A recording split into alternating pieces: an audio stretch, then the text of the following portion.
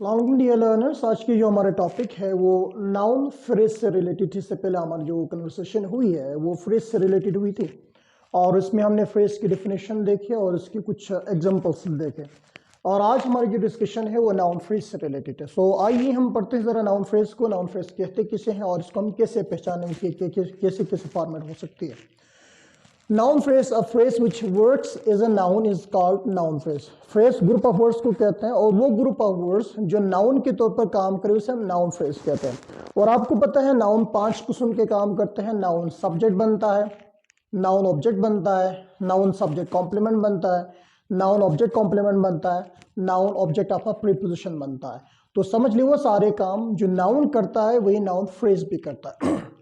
अच्छा, जो नाउन की आइडेंटिफिकेशन थी, जिस तरह हम नाउन को पहचानते थे इसी तरह नाउन फ्रेज को भी पहचाना जा सकता है। यानी नाउन फ्रेज आपके पास व्हाट का आंसर बन सकता है, हु का आंसर बन सकता है और हुम का आंसर बन सकता है। इन तीनों का ये नाउन फ्रेज भी आंसर बनेगा। अब उसको हम जरा पहचानने की कोशिश करेंगे। यहाँ पे इसमें जो चीज़ है उसी हिसाब से हम उसको समझने की कोशिश करेंगे। अच्छा, नाउन फ्रेज, जब हम फ्रेज कहते हैं, फ्रेज का मतलब होता है एक से ज़्यादा लफ्ज़। एक से ज्यादा लफ्ज को हम फ्रेज कहते हैं और अगर वो एक से ज्यादा लफ्ज नाउन के तौर पर काम करे उसी को हम नाउन फ्रेज कहते हैं। तो यहाँ पे देख लेते हैं, बाज औकात जब नाउन प्लस नाउन हो, नाउन के साथ कोई दूसरा नाउन आए, वो दोनों जमा होने के बाद एक फ्रेज के तौर पर काम करे उसी को नाउन फ्रेज कहते हैं। फॉर एग्जाम्पल, पहले सेंटेंस में हमारे पास है Ali and his friends are coming to us. यहाँ पे देखा जाए हमारे पास सेंटेंस में आर वर्ब है, इससे पहले अली और इसके जो फ्रेंड की हम बात करें ये दोनों मिलने के बाद एक फ्रेज बन रहा है और यही हमारे पास नाउन फ्रेज। आप कह सकते हैं who are coming to us, हमारे पास कौन आ रहे हैं। आप कहेंगे Ali and his friends are coming to us, Ali और इसके दोस्त आ रहे हैं। So here it is noun phrase और ये हु का आंसर दे रहा है। इसी तरह who is a doctor, doctor कौन है। आप कहेंगे Akbar, my friend is a doctor, Akbar जो कि मेरा दोस्त है वो डॉक्टर है। तो अकबर आपके पास नाउन है, माय फ्रेंड नाउन के बारे में इंफॉर्मेशन है। अरे अकबर कौन है अकबर मेरा दोस्त है, तो इसको हम नाउन अपोजिशन कहते हैं। नाउन अपोजिशन कहते हैं, नाउन से मिला हुआ दूसरा नाउन को हम नाउन अपोजिशन कहते हैं। लिहाजा नाउन अपोजिशन और नाउन मिलने के बाद जो फ्रेज बनाएगी उसी को हम नाउन फ्रेज कहते हैं और यहाँ पर ये सब्जेक्ट का काम कर रहा है। बाज़ औक़ात हम देखते हैं कि कोई आर्टिकल आता है, आर्टिकल बाद नाउन होगी, नाउन के बाद आर्टिकल बाद एडजेक्टिव होगा, एडजेक्टिव के बाद नाउन होंगे। इस कम्बिनेशन को हम नाउन फ्रेज कह सकते हैं। फॉर एग्जाम्पल, यहाँ पे हमारे पास आ गए he is helping a poor family. He is helping who, वो किसको मदद कर रहा है, किन को मदद कर रहा है, अ पुअर फैमिली। इसके अंदर आप देखें तो यहाँ पे आर्टिकल है, एडजेक्टिव है, नाउन है। A article, poor adjective, family noun मिलने के बाद ये फिर से नाउन फ्रेज का काम कर रहा है और यहाँ पे हुम का आंसर दे रहा है। इसी तरह हु इज ट्रीटिंग हिम, उसका इलाज कौन कर रहा है, अ फेमस डॉक्टर। यहाँ पे भी आप देखेंगे अ फेमस डॉक्टर में a article, famous adjective, doctor noun, ये तीनों मिलने के बाद एक फ्रेज बन रहा है और ये फ्रेज आपके पास सब्जेक्ट का काम कर रहा है। इसी वजह से हम इसको नाउन फ्रेज कहते हैं।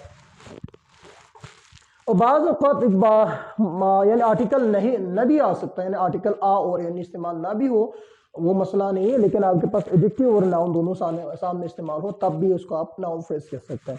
अब आ जाते हैं, बाज़ औक़ात आपके पास जरंड प्लस नाउन होता है, तो इसी सूरत में समझ ले वो भी आपके पास नाउन फ्रेज है। अलग से देखेंगे तो इसको हम जरंड फ्रेज कहते हैं। अगर इसमें से आप पूछिए कौन सा फ्रेज जरंड फ्रेज हो सकता है, लेकिन जरंड फ्रेज भी करता वही काम है जो नाउन करता है, यानी वो सब्जेक्ट बनेगा, ऑब्जेक्ट बनेगा। इसी वजह से हम इसको जरंड फ्रेज को भी नाउन फ्रेज कह सकते हैं। यानी व्हाट इज वेरी डिफिकल्ट, क्या मुश्किल है, तो अगर टीचिंग अरेबिक इज डिफिकल्ट, तो अरेबिक जो हमारे पास इस्तेमाल हुई वर्ड वो आपके पास नाउन फ्रेज है, टीचिंग अरेबिक इज डिफिकल्ट। इसी तरह बॉयज लाइक व्हाट, लड़के किस चीज को पसंद करते हैं, प्लेइंग क्रिकेट, क्रिकेट पे खेलना पसंद करते हैं, ये भी आपके पास नाउन फ्रेज है। वर्किंग एज एन ऑब्जेक्ट, ये ऑब्जेक्ट का काम कर रहा है। प्लेइंग जिरेंट और क्रिकेट नाउन दोनों मिलने के बाद नाउन फ्रेज मिल गए। बाद वक्त पार्टिसिपल प्लस नाउन हो सकता है। पार्टिसिपल जब कभी भी कोई आईएनजी फॉर्म वर्ब अगर एडजेक्टिव का काम करे उसको हम पार्टिसिपल कहता है। तो यहाँ पे हम देख सकते हैं कि बाद वक्त पार्टिसिपल भी, पार्टिसिपल प्लस नाउन भी वो क्या करता है, यानी नाउन फ्रेज का काम कर सकता है। आई सॉ, मैंने देखा, क्या देखा, अ बर्निंग हाउस, एक जलता हुआ घर। तो यहाँ से लेकर यहाँ तक बर्निंग हाउस को हम देख सकते हैं कि आपके पास नाउन फ्रेज का काम कर रहा है, क्योंकि ये वर्ड का आंसर दे रहा है। इसके अंदर बर्निंग एडजेक्टिव बन रहा है, हाउस नाउन है।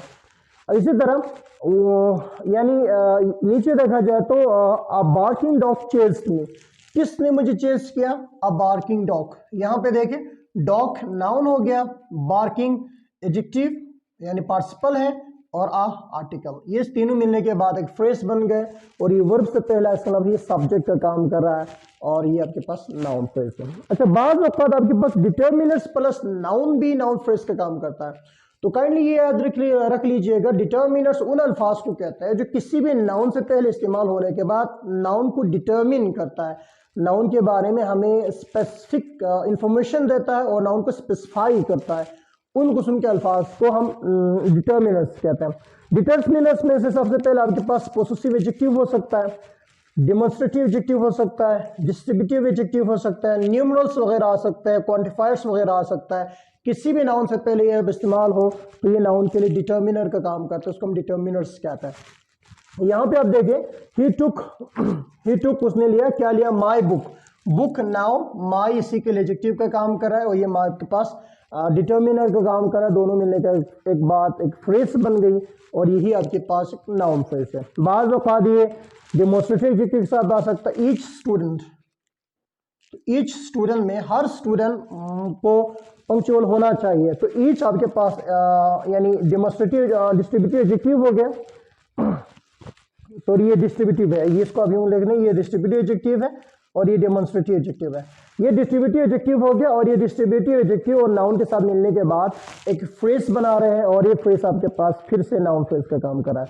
इसी तरह डिस्ट्रीब्यूटिव एडजेक्टिव प्लस नाउन भी आ सकता है। दैट डेमोन्स्ट्रेटिव एडजेक्टिव हो गया, बुक नाउन है, डेमोन्स्ट्रेटिव एडजेक्टिव और नाउन दोनों मिलने के बाद हमारे पास एक फ्रेज बन गई, इसको हम कहते हैं नाउन फ्रेज है, और यहाँ पर ये सब्जेक्ट का काम कर रहा है। बाज़ वक़्त नंबर प्लस नाउन आ सकता है। फॉर एग्जांपल 50,000 नंबर है, उसके साथ रुपीस नाउन है, मिलने के बाद हमारे पास एक फ्रेज बन गई, और ये फ्रेज भी आपके पास एडजेक्टिव नाउन फ्रेज का काम कर रहा है। 50,000 रुपीस, ये नाउन फ्रेज का काम कर रहा है, और यहाँ पे ऑब्जेक्ट का काम कर रहा है। यहाँ पे जो 50,000 है वो आपके पास डिटर्मिनर्स बन जाएंगे। इसी तरह several soldiers, several plus soldiers फिर से एक फ्रेज का काम कर रहा है, और ये फ्रेज सेंटेंस का सब्जेक्ट बन गए, और इस फ्रेज को भी हम कह सकते हैं नाउन फ्रेज है। तो काइंडली इतना याद रख लीजिएगा कि नाउन फ्रेज की पहचान हम व्हाट, हु, हुम के जरिए पहचानेंगे। अगर व्हाट का आंसर दे रहा है, वो हु का आंसर दे रहा है, और हुम का आंसर दे रहा है, उसी फ्रेज को हम नाउन फ्रेज कहेंगे। This all for today. अगर आपको ये लेक्चर इंटरेस्टिंग लगे तो बाकी लेक्चर भी देख लीजिएगा। अगर आपको इसमें